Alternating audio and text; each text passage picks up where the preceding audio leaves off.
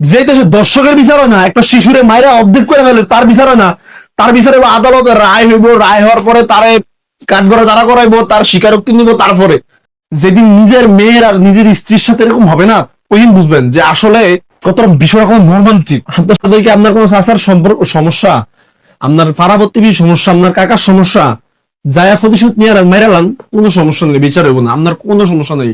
নিদি আপনার দর্শক, উফ, আমার কাছে খুব ঘৃণা লজ্জিত মনে হচ্ছে যে আমি এটা নিয়ে ভিডিও বানাই।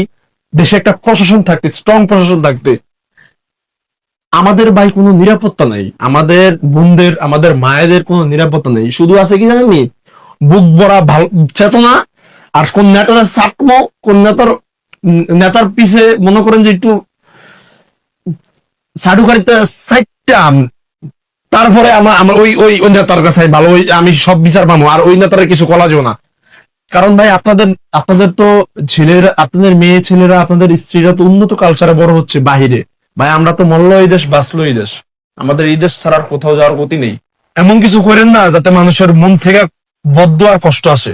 20 কোটি মানুষের কষ্ট আর মনের বদুয়া থেকে অনেক কিছু হইতে পারে ভাই। আল্লাহর রাস্তে বিচারটা করেন, পরে এমন সাজা দিবেন যারা নেক্সট টাইম আরেকটা কিছু আরেকটা ক্রাইম কেউ